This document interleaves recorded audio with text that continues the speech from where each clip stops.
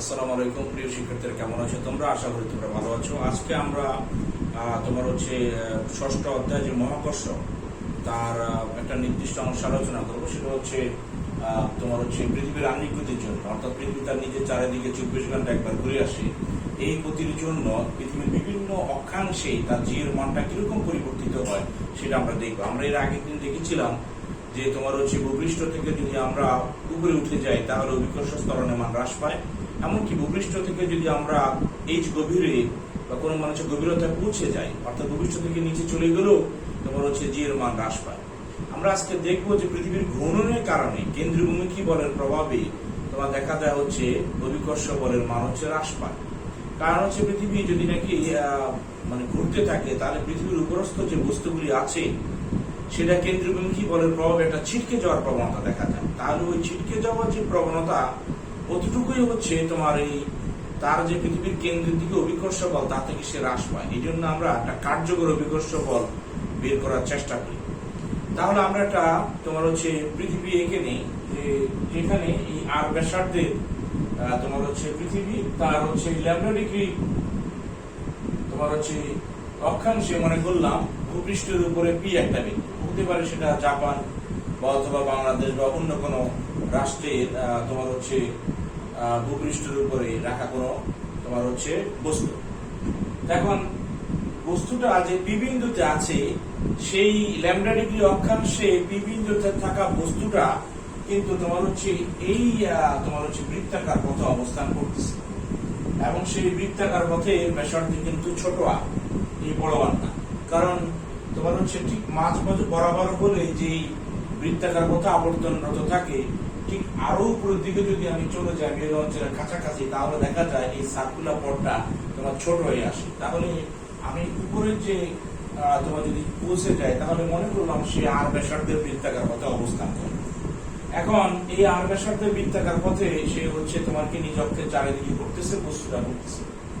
এখন এই পি বিন্দুতে থাকা বস্তুটা তার ঘূর্ণনের কারণে সে একটা কেন্দ্রবিমুখী বল অনুভব করে, এবং সেটা কেন্দ্রবিমুখী বল একদম বাইরের দিকে একটা কেন্দ্রবিমুখী অনুভব করে। মনে করলাম সেটা এফসি, এবং কেন্দ্রমুখী এবং কেন্দ্রবিমুখী সমান। আমরা এই এফসি টাকে দেখতে পারি কত, m v square by r, m v square by আর।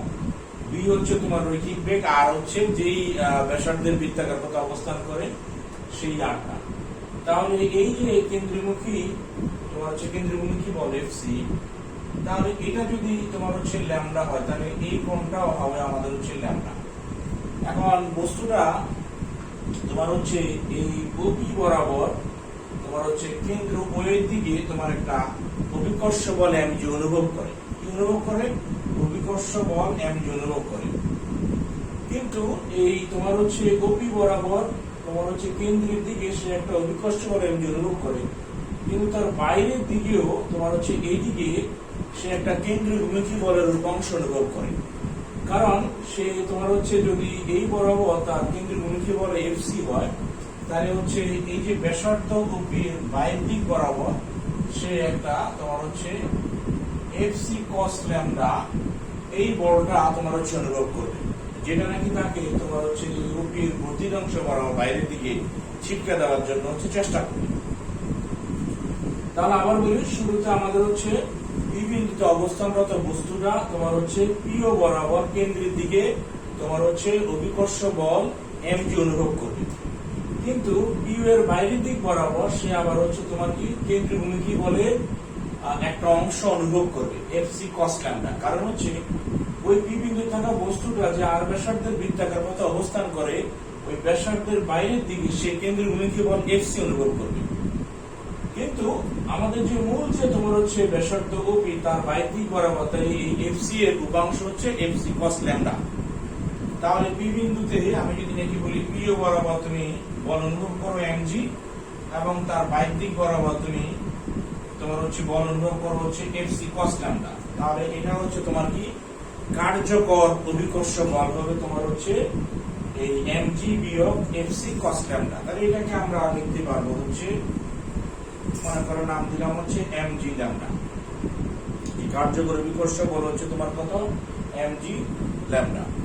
তাহলে এখন দুই সেট থেকে যদি নাকি আমরা m সরাই দিই আর কি, আচ্ছা এটাকে আমরা লিখতে পারি mg fc কে আমরা কি লিখতে পারি m v square by r হচ্ছে তোমার কত cos lambda, mg v square by cos lambda। এখন যদি দুই দিক থেকে m সরাই দিই তাহলে আমি লিখতে পারবো g lambda equal to g বিয়োগ v ইকুয়াল টু তোমার হচ্ছে কত, v ইকুয়াল টু আমাদের হচ্ছে r ওমেগা স্কয়ার, তাই না? v ইকুয়াল টু হচ্ছে r ওমেগা, তাহলে এখানে লিখতে পারবো r স্কয়ার ওমেগা স্কয়ার ভাগ হচ্ছে r cos lambda, ওইখানে আমরা সরাই দিই। তাহলে দুই সেট থেকে আমি সরাই দিই g lambda equal to g, আমি সরাই দিলে হচ্ছে v ইকুয়াল টু হচ্ছে আমরা জানি r ওমেগা, তাহলে লিখলাম r স্কয়ার ওমেগা স্কয়ার ভাগ r cos lambda। এখন এখানে একটা জিনিস দেখো, এই কোণটা যদি ল্যামডা হয় তাহলে একান্ত কোণের কারণে এই কোণটা হচ্ছে ল্যামডা, তাহলে এখান থেকে আমি এই যে আটটা এটাকে কি লিখতে পারি, এই কোণের বিরুদ্ধ ল্যামডা, এটা হচ্ছে তাহলে লম্ব, এটা হচ্ছে ভূমি, তাহলে ছোট আর ইকুয়াল টু বড় আর cos lambda এটা লেখা যায়। তাহলে g বিয়োগ ছোট আর হচ্ছে বড় আর cos lambda, এটা স্কয়ার ওমেগা স্কয়ার হচ্ছে cos lambda, আর হচ্ছে তোমার কত r। আচ্ছা কোশ্চেনে একটা জিনিস করা যেত, আমি r কে r স্কয়ার দিয়ে আগে ভাগ করে দিতে পারতাম, দেখি একটু আমরা যদি এটা করি যে fc mv স্কয়ার বাই হচ্ছে r, v ইকুয়াল টু হচ্ছে তোমার কত r ওমেগা, তাহলে r দ্বারা r স্কয়ার কে কাটলে থাকে r, তাহলে এটাকে লেখা যায় g বিয়োগ r ইকুয়াল টু হচ্ছে r cos lambda omega square হচ্ছে cos lambda, তাহলে এটা লেখা যায় g বিয়োগ omega square r cos square lambda, g বিয়োগ omega square r cos square lambda। তাহলে আমরা কার্যকর যে অভিকর্ষ স্তরণ তার সূত্র আমরা এখানে বের করে দিতে পারছি, g lambda equal to g বিয়োগ omega square r cos square lambda, g বিয়োগ omega square r cos square lambda। এখন যদি নাকি আমরা এটাকে যে তোমার হচ্ছে অ্যানালাইসিস করি তাহলে দেখা যায় যে অভিকর্ষ স্তরণ ল্যামডা ডিগ্রি অক্ষাংশে অভিকর্ষ স্তরণ ভূপৃষ্ঠ অভিকর্ষ স্তরণ g থেকে এই ওমেগা স্কয়ার আর cos স্কয়ার ল্যামডা এই পরিমাণ হ্রাস পায় কেন্দ্রভূমিকী বলের কারণে। এখন যদি পৃথিবী না ঘুরতো তাহলে এই ওমেগা স্কয়ার আর cos স্কয়ার ল্যামডা এই অংশটুকু হ্রাস পেত না, এটা হচ্ছে গিয়ে বাড়তি থাকতো। এখন এই জি এর মানটা কত, এইটা স্যার এই জিটা কি, এই জিটা হচ্ছে 90 ডিগ্রি অক্ষাংশে জি এর মান, আমরা যদি একটু এখানে ল্যামডার মানটা 90 ডিগ্রি বসাই তাহলে তোমরা দেখতে পারো, আমরা যদি নাকি জি মানটা এখানে বসাই দিই যে জি ল্যামডার মান করে 90 ডিগ্রি, জি বিয়োগ ওমেগা স্কয়ার আর cos স্কয়ার 90 ডিগ্রি, তাহলে দেখা যায় জি 90 ইকুয়াল টু আসে জি বিয়োগ এটা হচ্ছে 0, তাহলে জি ইকুয়াল টু হচ্ছে জি 90। তার মানে দেখা যাচ্ছে যে তোমার এই যে জিটা, এই জিটা আসলে কি 90 ডিগ্রি অক্ষাংশে, অর্থাৎ মনে করো মেরু অঞ্চলে তোমার হচ্ছে জি, কারণ মেরু অঞ্চলে তো আসলে ঘূর্ণন নাই, ঠিক আছে? তাহলে এই জিটা হচ্ছে 90 ডিগ্রি অক্ষাংশে বা মেরু অঞ্চলে অভিকর্ষ স্তরণ জি। তারপরে যদি পরীক্ষার প্রশ্নে তোমার দেওয়া না থাকে তাহলে এই জিটা তোমার হচ্ছে প্রশ্নের মধ্যে যদি থাকে যে ভূপৃষ্ঠে জি ইকুয়াল টু 9.8 এই জাতীয় সামথিং, তাহলে সেটাই এখানে বসায় দিবা, 90 ডিগ্রি আর বের করার দরকার নেই। কিন্তু যদি বের করার অপশন থাকে তাহলে 90 ডিগ্রি অক্ষাংশে জি কত এটা বের করে নিয়ে তারপর হচ্ছে তোমাকে এখানে বসাতে হবে।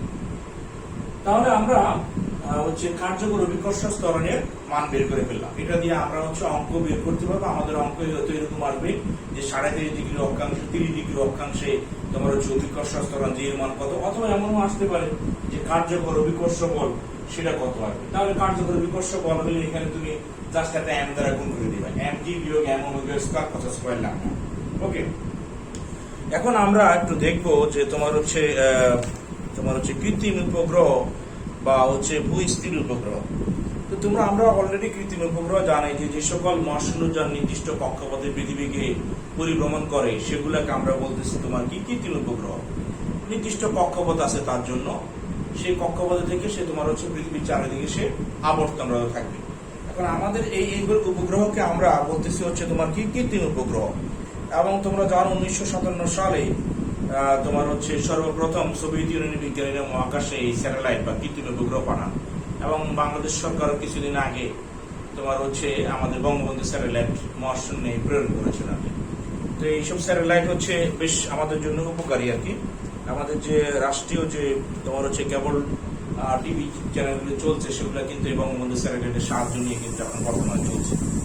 তা আমরা এই স্যাটেলাইট বা কৃত্রিম উপগ্রহ যেগুলো পৃথিবীর চারিদিকে আবর্তনরত সেই কৃত্রিম উপগ্রহের বেগ বের করবো এবং তোমার হচ্ছে সময় বের করবো, ঠিক আছে, প্রদক্ষিণ তোমার হচ্ছে সময়। তার আগে একটা গুরুত্বপূর্ণ টপিক বাদ পড়ে গেছে, সেটা হচ্ছে তোমার কি তোমার হচ্ছে মুক্তিবেগ। যে আমি যদি নাকি তোমার হচ্ছে পৃথিবী থেকে তোমার হচ্ছে মহাশূন্যে হারিয়ে যেতে চাই, তাহলে আমাকে যে বেগে ভূপৃষ্ঠ থেকে নিক্ষেপ করলে সে আর পৃথিবীতে তোমার হচ্ছে ফিরে আসবে না, সেটাকে আমরা বলতেছি হচ্ছে মুক্তি বেগ, বা ওটা হচ্ছে এসকেপ ভেলোসিটি। তোমাদের বই পুস্তকে জিনিসগুলি দেওয়া আছে আর কি। সর্বাপেক্ষা কম যে বেগে কোনো বস্তুকে খাড়া উপরের দিকে নিক্ষেপ করলে তা হচ্ছে পৃথিবীতে আর ফেরত আসে না, তাকে বলবো হচ্ছে পৃথিবীর সাপেক্ষে মুক্তিবেগ। এরকম মনে করো অন্য যে কোনো গ্রহ বা উপগ্রহ থেকে আমি বস্তুকে যদি নাকি সর্বনিম্ন যে বেগে নিক্ষেপ করলে তার ওই গ্রহ বা উপগ্রহের ফেরত আসবে না, ওই সেটাকেও ওই গ্রহ বা উপগ্রহের হচ্ছে মুক্তিবেগ মানে যেই তোমার হচ্ছে পৃষ্ঠ থেকে সে এখান থেকে হারিয়ে যাবে, তাহলে তার হচ্ছে মুক্তিবেগ আমরা বলবো। সেটা গ্রহ হতে পারে, পৃথিবী হতে পারে, অন্য কোনো উপগ্রহ হতে পারে আর কি। তাহলে এখানে আপাতত আমরা ভূপৃষ্ঠ নিয়ে আলোচনা করছি, যে পৃথিবী নামক গ্রহ থেকে যে আমি এখান থেকে হারিয়ে যেতে চাই, এখানে থাকতে চাই না, তাহলে এই পৃথিবী থেকে যে বেগে নিক্ষেপ করলে আমি আর এই পৃথিবীতে আসবো না, তাকে আমরা বলছি মুক্তিবেগ। এখন তাহলে কি করা যায়? একটা বস্তুকে যদি নাকি আমরা উপরের দিকে থ্রো করি, উপরের দিকে থ্রো করলে দেখা যায় যে একটা বস্তুকে উপরের দিকে থ্রো করলে সেটা কিছুক্ষণ পর আমার হচ্ছে হাতে চলে আসে। তাহলে একটা বস্তুকে উপরের দিকে থ্রো করলে দেখা যায় যে মনে করে এই চুচ্চুটা তুমি উপরে নিয়ে যাবা, তাহলে তোমাকে একটা কাজ করা লাগবে। আমরা বলি যে একটা বস্তুকে এই চুচ্চুটা যদি উপরের দিকে নিয়ে যেতে চাই, তাহলে তৃতীয় কাজ আমরা বলি হচ্ছে এমজিএইচ। তাহলে শুরুতে তুমি কিন্তু থ্রো করেই খালাস, অর্থাৎ হচ্ছে থ্রো করে ফেলছো, তাহলে কাজ করলা কখন? তাহলে আমাকে একটা বস্তুকে এই চুচ্চুটা উঠাতে গেলে আমার যে পরিমাণ কাজ করতে হবে, সেই কাজের সমপরিমাণ গতিশক্তি দিয়ে শুরুতে এটাকে আমি উপরের দিকে থ্রো করছি। তাহলে শুরুতেই যেহেতু আমি এটাকে তোমার হচ্ছে উপরের দিকে থ্রো করছি ওই পরিমাণ গতিশক্তি দিয়ে, তাহলে সেটা এই চুচ্চুতে উঠবে। ঠিক একই রকম ভাবে আমি যদি একটা বস্তুকে পৃথিবীর পৃষ্ঠ থেকে মানে একদম চিরতরে মানে হচ্ছে গিয়ে মানে নিক্ষেপ করতে চাই, যে যেন সেই জন্য আর কখনো পৃথিবীতে ফেরত না আসে, তাহলে একটা বস্তুকে ভূপৃষ্ঠ থেকে অসীমে নিয়ে যেতে হলে যে কাজ আমাকে করতে হবে, সেই কাজের সমপরিমাণ গতিশক্তি দিয়ে প্রথমেই তাকে থ্রো করতে হবে উপরের দিকে। ওই কাজটুকু মানে একদম ফার্স্ট ইয়াতে আমাকে করে ফেলতে হবে। তাহলে আমরা আগে তো দেখি যে একটা বস্তুকে মহাশূন্যে যদি হারিয়ে যেতে হয়, অর্থাৎ যদি নাকি পৃথিবী পৃষ্ঠে আর না আনতে হয়, যে না সে আর পৃথিবীতে আসবে না, তাহলে ভূপৃষ্ঠ থেকে অসীমে নিয়ে যেতে হলে কি কাজ করতে হবে, এবং সেই কাজ করতে গেলে সেই কাজের সমপরিমাণ গতিশক্তি দিয়ে শুরুতেই তাকে নিক্ষেপ করতে হবে, এবং সেই পরিমাণ গতিশক্তি দিয়ে তাকে নিক্ষেপ করতে গেলে যে বেগে নিক্ষেপ করতে হবে সেটাই হচ্ছে তার মুক্তিবেগ। আবারও বলি, একটা বস্তুকে ভূপৃষ্ঠ থেকে অসীমে নিয়ে যেতে গেলে আমার যে কাজ করতে হবে সেই কাজের সমপরিমাণ গতিশক্তি দিয়ে একটা বস্তুকে শুরুতে ভূপৃষ্ঠ থেকে নিক্ষেপ করতে হবে। শুরুতে ভূপৃষ্ঠ থেকে যদি নাকি নিক্ষেপ করতে হয়, তাহলে যে বেগে নিক্ষেপ করতে হবে সেই বেগটাই হচ্ছে তোমার হচ্ছে ওই বস্তুর মুক্তিবেগ। তাহলে আমরা আগে দেখি যে ভূপৃষ্ঠ থেকে অসীমে নিয়ে যেতে হলে আমাকে হচ্ছে কি কাজ করতে হবে। তাহলে আমাদের টপিকস হচ্ছে তোমার কি মুক্তিবেগ, এসকেপ ভেলোসিটি, কালটা কম মুক্তিবেগ। যাদের আমরা যদি বলি যে আমাদের টপিকস হচ্ছে তোমার কি মুক্তিবেগ, এসকেপ ভেলোসিটি, তাহলে প্রথমে মনে করে একটা বস্তু তোমার হচ্ছে আর ব্যাসার্ধের হচ্ছে এই তোমার হচ্ছে এই পৃথিবী নামক গোলকের উপরে অবস্থান করতেছে। এখান থেকে তুমি কোথায় চলে যেতে চাও? অসীমে হারিয়ে যেতে চাও, অর্থাৎ তুমি চলে যেতে চাও একদম অসীমে কোনো জায়গা। তাহলে অসীমে চলে মানে যদি যাও, সেই রাস্তাটাকে আমি যদি নাকি ছোট ছোট অংশে ভাগ করি, যে আমি এরকম অসংখ্য ডিয়ার দূরত্বে ভাগ করে ফেললাম, এইগুলাকে নাম দিলাম হচ্ছে ডিয়ার দূরত্ব। তাহলে ক্ষুদ্রাতি ক্ষুদ্র ডিয়ার দূরত্ব পাড়ায় দিতে গেলে আমাকে কি কাজ করা লাগবে? ক্ষুদ্র কাজ করা লাগবে। ক্ষুদ্র কাজ DW = F × dr, অর্থাৎ কাজ = বল গুণ সরণ। আমি হচ্ছে ভূপৃষ্ঠ থেকে তোমার হচ্ছে এরকম হাজার হাজার লাখ লাখ কোটি কোটি ডিয়ার ক্ষুদ্রাতি ক্ষুদ্র দূরত্ব পাড়ায় দিই আমি হচ্ছে মহাশূন্যে যাব। তাহলে এই ক্ষুদ্রাতি ক্ষুদ্র ডিআর দূরত্ব পাড়ে দিতে গেলে কাজ হচ্ছে তোমার ক্ষুদ্রাতি ক্ষুদ্র কাজ, কিন্তু এতটুকুতে বসে থাকলে তো হবে না, আমাকে এই ধরনের কোটি কোটি ডিআর দূরত্ব পাড়ে দিতে হবে। তাহলে মোট কাজ হবে W equal to integration of W equal to integration of হচ্ছে FDR। তাহলে এটাকে যদি আমরা লিখি F টা হচ্ছে G বড় M ছোট M ভাগ হচ্ছে R স্কয়ার dr। বড় M টা কি? বড় M টা হচ্ছে পৃথিবীর ভর, এই পৃথিবীর ভর হচ্ছে বড় M। ছোট M টা কি? যে বস্তুটা পৃথিবী থেকে মুক্তি পেতে চায় তার ভর হচ্ছে এই ছোট M টা। আর আমরা এই তোমার হচ্ছে এই মহাকর্ষ বলটা লিখতে পারি GMM ভাগ হচ্ছে R স্কয়ার dr। তাহলে R এর সাপেক্ষে সমাকলন করব, এই R এর মানটা কত? আমি কোথা থেকে বস্তুটা এখন বর্তমানে কোথায় আছে? ভূপৃষ্ঠে আছে। তাহলে R এর মান হচ্ছে বড় R। এই R এর মানটা শেষ লিমিটটা কত হবে, মানে কোথায় গিয়ে পৌঁছবে? অসীমে গিয়ে পৌঁছবে। তাহলে কেন্দ্র থেকে বস্তুটার বর্তমান দূরত্ব হচ্ছে R, যখন সেটা অসীমে গিয়ে পৌঁছবে তখন কেন্দ্র থেকে ওই বস্তুর দূরত্ব হচ্ছে অসীম। তাহলে এখানে লিখবো হচ্ছে তোমার কত? অসীম। এখন আমরা সমাকলন করে দেব। সমাকলন যদি করে দেই GMM ভিতরে থাকে R two the power -2 dr। তাহলে এটাকে সমাকলন করলে আসে GMM R two the power -2 plus 1 ভাগ হচ্ছে -1। সমাকলন শেষ, আমরা এখন মান বসাই দেব R অসীম। তাহলে এখানে -GMM ভিতরে থাকে কত? 1/r অসীম R। ঠিক আছে, তুমি ইচ্ছা করলে যেহেতু মাইনাস ছিল এটাকে ঘুরাই দিতে পারো, GMM 1/r উপরে দিবা আর নিচে দিবা অসীম। কেন? কারণ যেহেতু আমি মাইনাস চিহ্নটা সরাই দিচ্ছি আর কি, তাহলে আপার লিমিটের জায়গায় লোয়ার লিমিট, লোয়ার লিমিটের জায়গায় আপার লিমিট দিব। তাহলে এটা আসবে কত? আমাদের GMM 1/r এর মান হচ্ছে বড় আর আপার লিমিট বিয়োগ লোয়ার লিমিট, লোয়ার লিমিট আর এর মান হচ্ছে অসীম। তাহলে 1/, অসীমের মান কত? 0।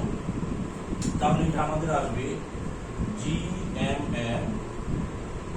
1/r বিয়োগ হচ্ছে অসীম মান হচ্ছে 0।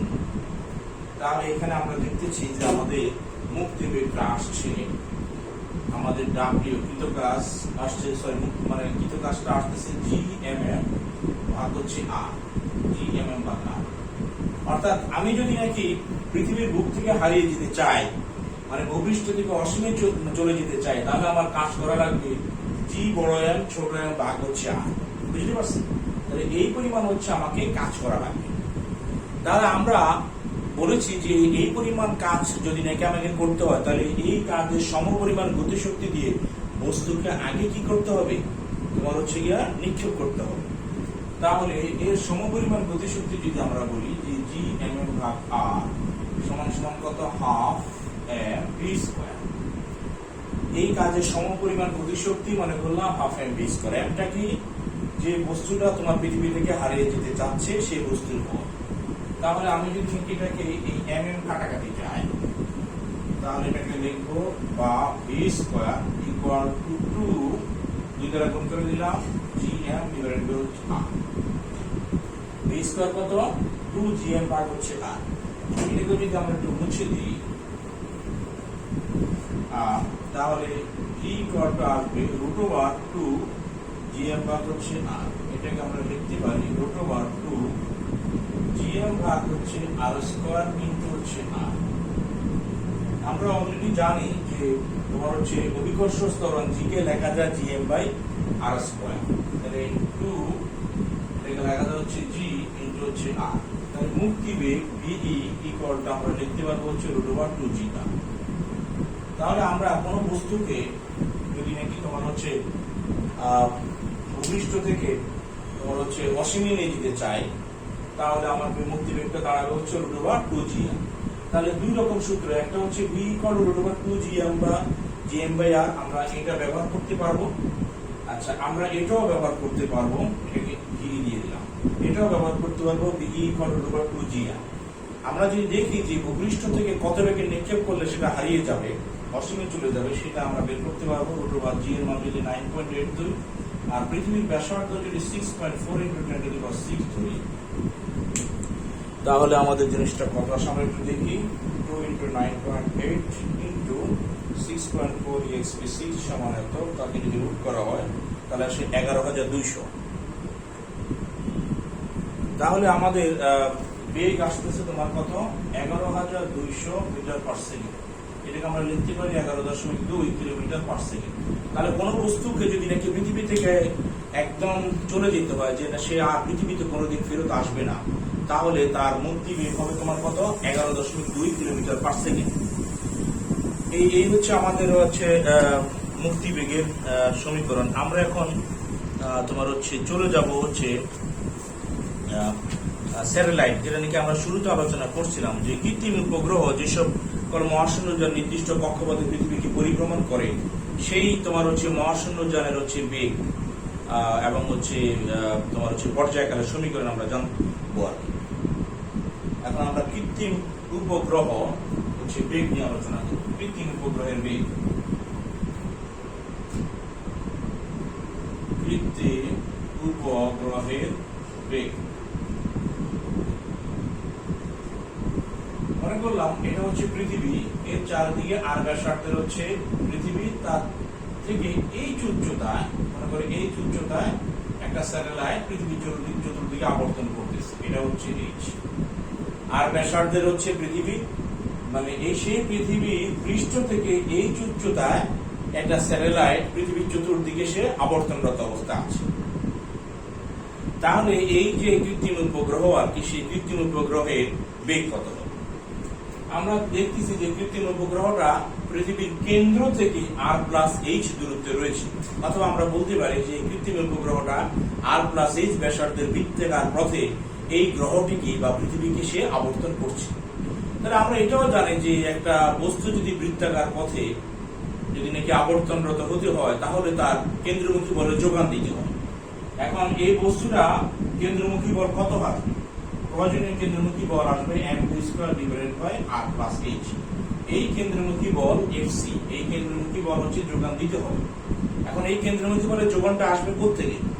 এই বিরাট যে বস্তুটা, মনে করে এটা হচ্ছে m ভরের তোমার হচ্ছে পৃথিবী, আর এই যে বস্তুটা হচ্ছে স্যাটেলাইটটা ঘুরতেছে মহাশূন্যযান, তার ভর হচ্ছে তোমার কত ছোট। তাহলে এই বৃহদাকার তোমার হচ্ছে গ্রহ বা পৃথিবী এবং ক্ষুদ্রাকার যে হচ্ছে তোমার স্যাটেলাইটটা, তাদের মধ্যকার যে আকর্ষণ বল, যেটাকে আমরা মহাকর্ষ বল বলি, বা এখানে পৃথিবীর ক্ষেত্রে অভিকর্ষ হবে আর কি, এই যে আকর্ষণ বলটা, এটাই তোমার হচ্ছে এই কেন্দ্রমুখী বলের যোগান দিচ্ছে। তাহলে এই মহাকর্ষ বলের সূত্র থেকে আমরা এই m ভরের পৃথিবী এবং ছোট m ভরের যে হচ্ছে স্যাটেলাইট, তাদের মধ্যকার যে মহাকর্ষ বলটা, সেটা আমরা কিভাবে বের করতে পারি? সেটা আমরা অলরেডি জানি যে এটা হচ্ছে তোমার কত Gmm ভাগ হচ্ছে তোমার কত r+h হোল স্কয়ার। ঠিক আছে, এটা আমরা জানি Gm1 m2 ভাগ d স্কয়ার, দূরত্ব, মানে ওই যে পৃথিবী এবং হচ্ছে স্যাটেলাইটের মধ্যবর্তী দূরত্ব হচ্ছে r+h। তাহলে এখন এখান থেকে ছোট m চলে গেল, এখানে যদি নাকি আমরা এমনকি rh কে যদি এটাকে কাটো, তাহলে আসে r+h। তাহলে এখান থেকে v স্কয়ার ইকুয়াল লেখা যাবে Gm ডিভাইডেড বাই হচ্ছে r+h। তাহলে v ইকুয়াল লেখা যাবে √Gm ডিভাইডেড বাই হচ্ছে r+h। আমরা এখানে দেখতে পাচ্ছি যে মহাশূন্যযানের বেগ হচ্ছে তোমার কত √Gm ডিভাইডেড বাই r+h। এখন এই মহাশূন্যযানটা তোমার হচ্ছে মনে করো যে একবার পৃথিবীকে প্রদক্ষিণ করতে যে সময়টা লাগে, সেটাকে আমরা বলছি কি বিচরণকাল, সরি পর্যায়কাল। তাহলে পর্যায়কাল কি হবে? এই যে মহাশূন্যযানটা r+h ব্যাসার্ধের বৃত্তাকার পথে আবর্তনরত থাকে, তাহলে এটাকে আমরা বলতে পারবো যে v = 2πr+h। এর রৈখিক দূরত্ব সে পার হয় কি হচ্ছে t সময়ের ব্যবধানে, অর্থাৎ একবার ঘুরে আসতে r+h ব্যাসার্ধের বৃত্তাকার পথ একবার ঘুরে আসতে সে t সময় নেয়। তাহলে t সময়ে সে পরিধির সমান দূরত্ব পার হয়, পরিধির সমান দূরত্ব হচ্ছে 2πr+h। তাহলে সেটাকে আমরা এই বেগটা বলতে পারি v = 2πr+h/t। তাহলে এখন এই দুটোকে যদি সমান করি, সেখান থেকে কিন্তু আমরা t ও বের করতে পারবো, h ও বের করতে পারবো। দেখি, তাহলে আমরা এটাকে লিখতে পারবো 2πr+h ভাগ হচ্ছে t। এটাকে যদি স্কয়ার করে দিই,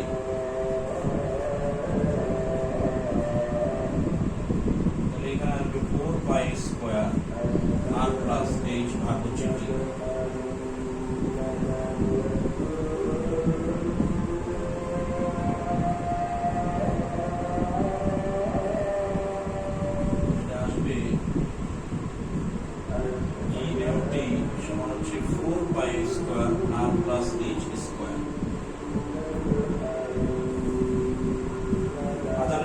হিসেবে আমরা শেষ করছি।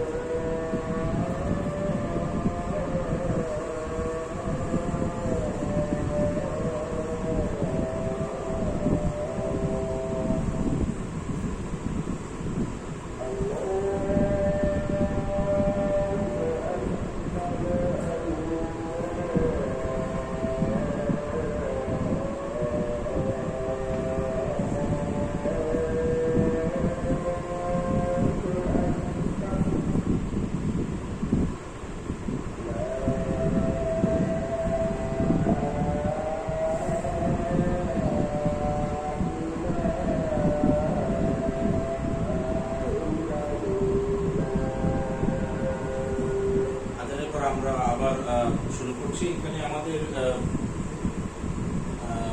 ক্যালকুলেশন করার পর আমরা দেখলাম টি স্কোয়ারের মান আসে 4 আর প্লাস এস স্কোয়ার বা জি। তাহলে এটাকে যদি রুট করে দিই তাহলে আমাদের টি এর মানটা বেরিয়ে যাবে। তাহলে আমরা টি বলতে পারবো হচ্ছে 2 পাই, এটাকে রুট করা হয় তাহলে রুট করে দিলে আসবে 4 pi square r plus h square ভাগ হচ্ছে তোমার কত জি এম, তার হচ্ছে root t square equal to 4 pi square r plus s whole square divided by হচ্ছে জি এম। তাহলে এটাকে যদি নাকি আমরা রুট করে দিই তাহলে 4 pi square r plus H, তাহলে আসে 2 পাই আর প্লাস এইচ ভাগ হচ্ছে তোমার কত জি এম টার্ম। তাহলে এই হচ্ছে আমাদের তোমার হচ্ছে আবর্তন কালের সমীকরণ। আমরা এটা আরেকবার দেখে নিই যে আমাদের কি অবস্থা দাঁড়াচ্ছে। এটাকে যদি নাকি আমরা স্কোয়ার করি, আমরা দেখি B square equal to G M divided by R plus H, B হচ্ছে root over G M by R plus H. এটাকে আমরা লিখতে পারি 2 pi R plus H by টি।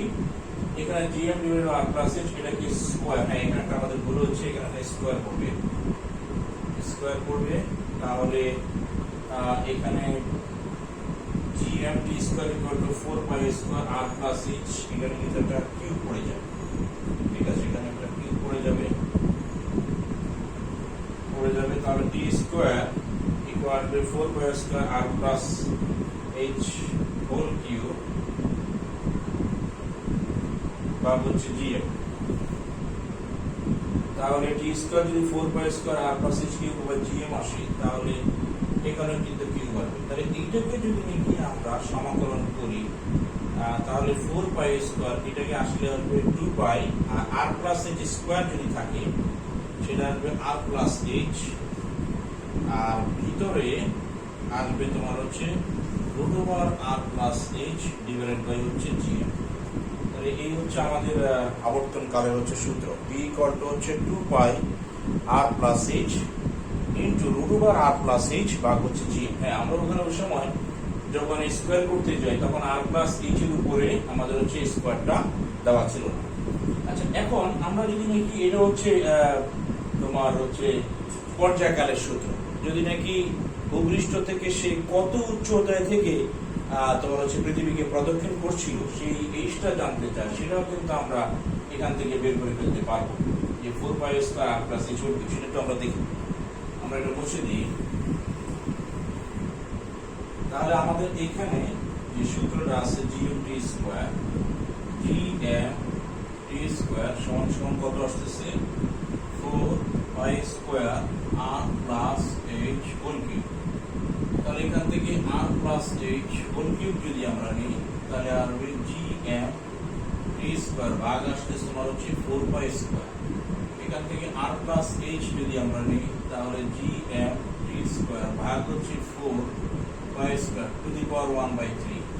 এখান থেকে h নিলে আসবে gm টি স্কোয়ার ভাগ হচ্ছে 4 পাই স্কোয়ার টু দি পাওয়ার 1/3 বিয়োগ হচ্ছে r। এটা হচ্ছে যে ভূপৃষ্ঠ থেকে কত উচ্চতায় থেকে তোমার হচ্ছে এটা পৃথিবীকে সেই স্যাটেলাইট আবর্তন করতেছে সেই উচ্চতা পরিমাপের একটা হচ্ছে সূত্র h = gmt স্কয়ার বা 4 স্কয়ার টু দি পাওয়ার 1/3 বিয়োগ হচ্ছে r। এখন কিছু কিছু উপগ্রহ আছে যে পৃথিবীকে যখন সে প্রদক্ষিণ করে তখন পৃথিবী তার নিজের চারিদিকে একবার ঘুরে আসতে 24 ঘন্টার সময় নেয়। ওই উপগ্রহগুলিও তোমার পৃথিবীর চারিদিকে ঘুরে আসতে একবার 24 ঘন্টা সময় নেয়, মানে একদিন সময় নেয়।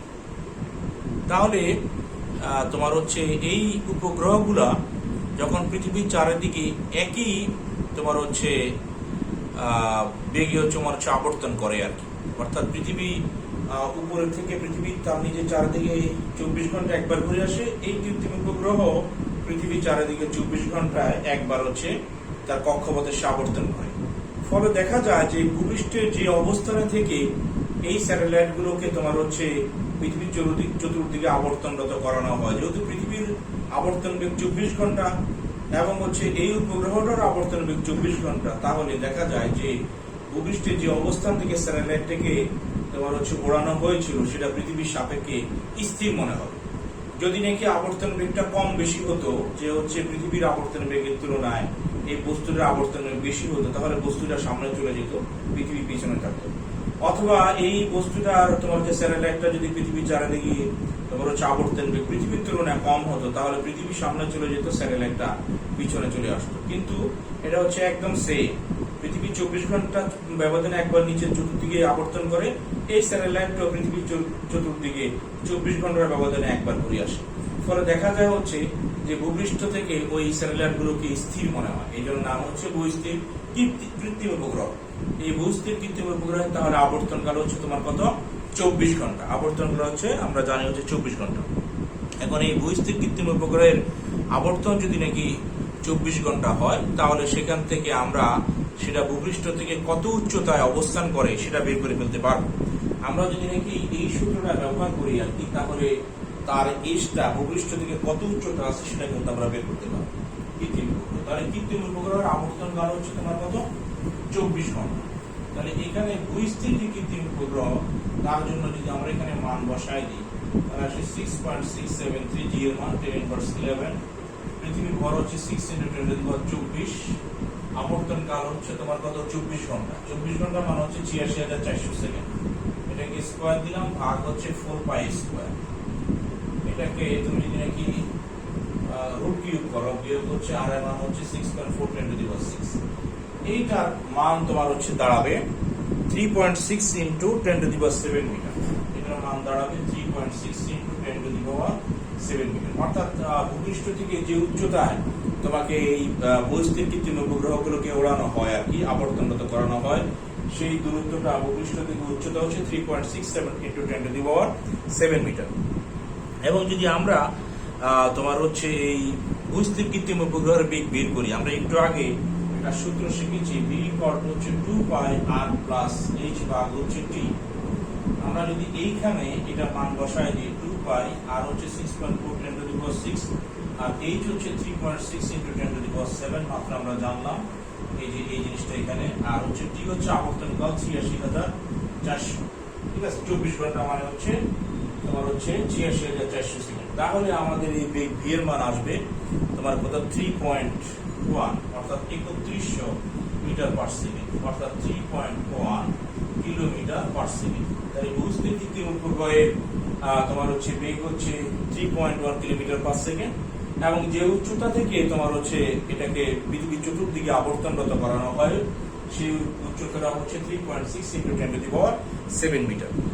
এই কৃত্রিম উপগ্রহগুলো আমাদের বিভিন্ন কাজে লাগে। আমরা হচ্ছে বেতারাম টেলিভিশনের ক্ষেত্রে একটা রেল স্টেশন হিসেবে আমরা ব্যবহার করি। এছাড়া আরো তোমার হচ্ছে আবহাওয়া সম্পর্কিত বিভিন্ন গবেষণা আমরা এই জিনিসটা ব্যবহার করি।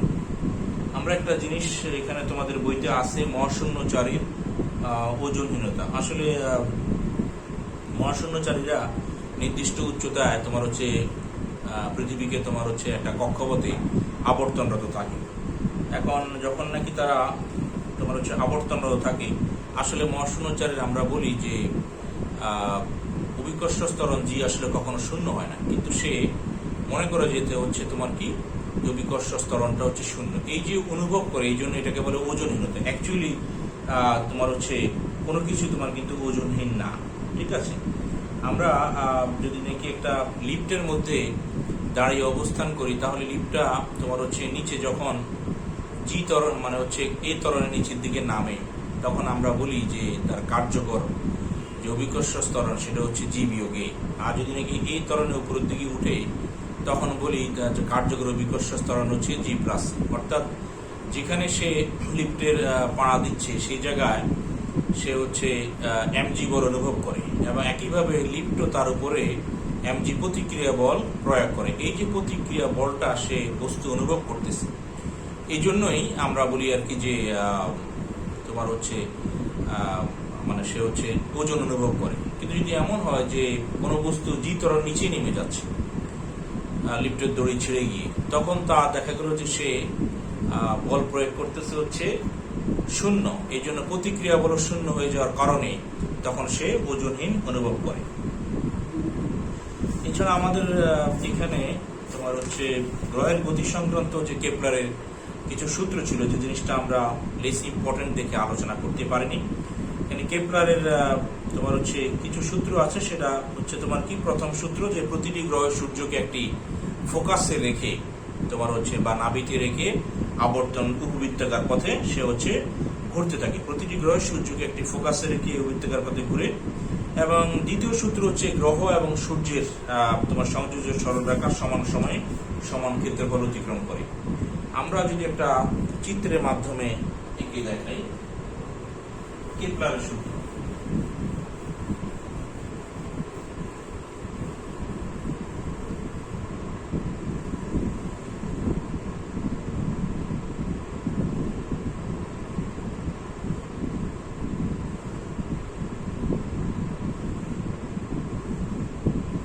বইতে যে চিত্রটা আছে সেটাই দেখাচ্ছি, সিডিএফ।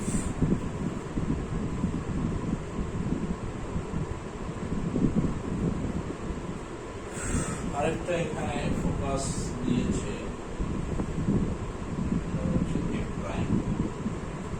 আর এখানে দিল তোমার হচ্ছে এ থেকে বি।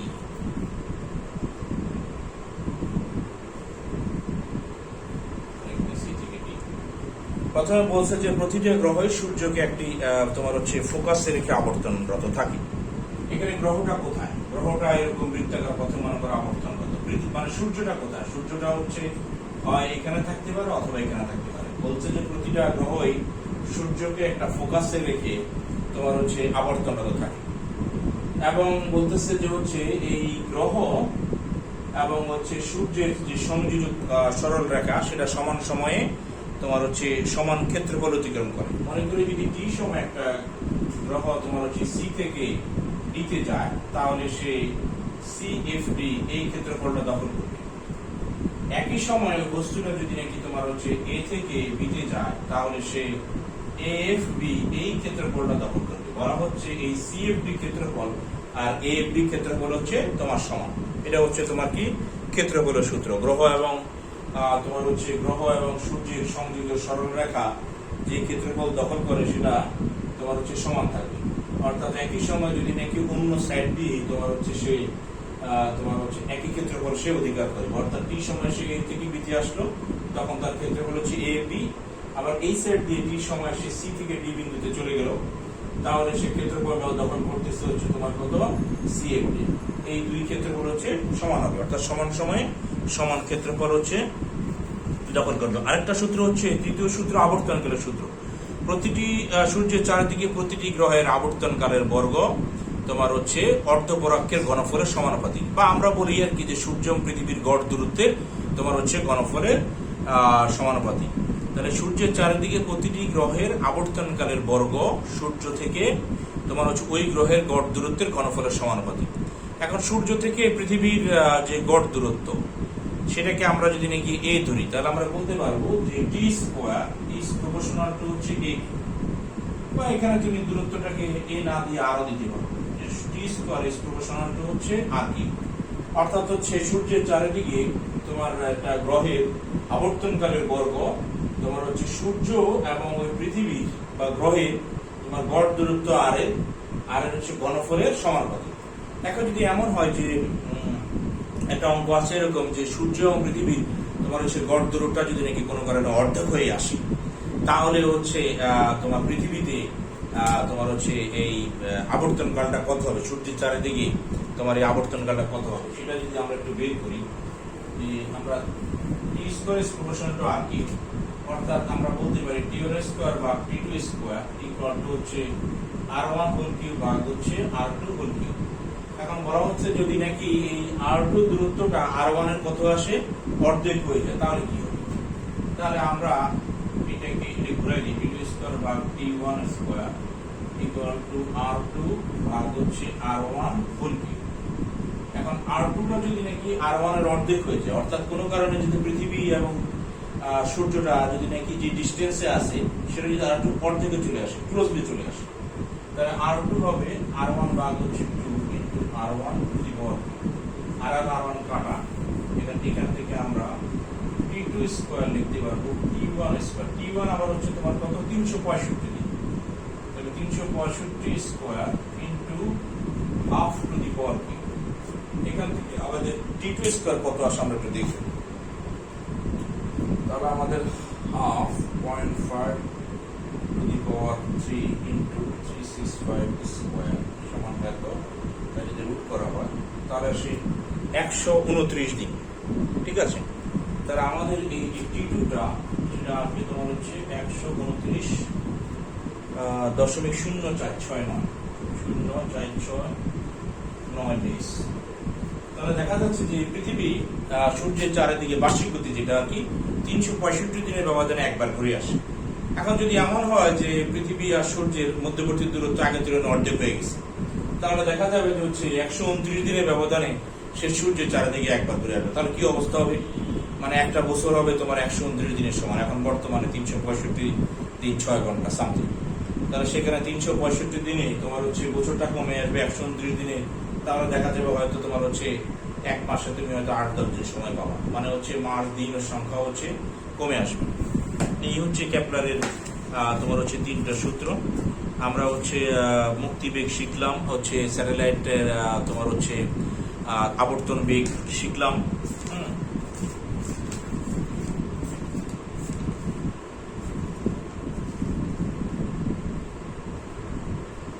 তাহলে আমাদের অনেক কিছু কিন্তু আমরা শিখতে পেরেছি। এছাড়া আমাদের একটা জিনিস আছে, সেটা হচ্ছে মহাকর্ষীয় লেস ইম্পর্টেন্ট জিনিস, মহাকর্ষীয় ক্ষেত্র এবং হচ্ছে মহাকর্ষীয় বিভব। আমরা বলি যে কোনো বস্তুর আশেপাশে যে অঞ্চল জুড়ে তার হচ্ছে মহাকর্ষীয় প্রভাব বজায় থাকে, অর্থাৎ অন্য কোনো বস্তুকে নিয়ে আসলে সেটি আকর্ষণ অনুভব করবে, সেটাকে আমরা বলতেছি মহাকর্ষীয় ক্ষেত্র। অ্যাকচুয়ালি অসীম দূরত্ব থাকলেও দেখা যায় কিছু না কিছু মহাকর্ষণ অনুভব করে, এই জন্য বলে যে মহাকর্ষীয় ক্ষেত্রের রেঞ্জটা হচ্ছে অসীম দূরত্ব পর্যন্ত। থিওরিটিক্যালি মহাকর্ষীয় ক্ষেত্র তোমার হচ্ছে অসীম দূরত্ব পর্যন্ত অবস্থান করে, প্রকৃতপক্ষে সেটা অসীম দূরত্ব পর্যন্ত থাকবে না।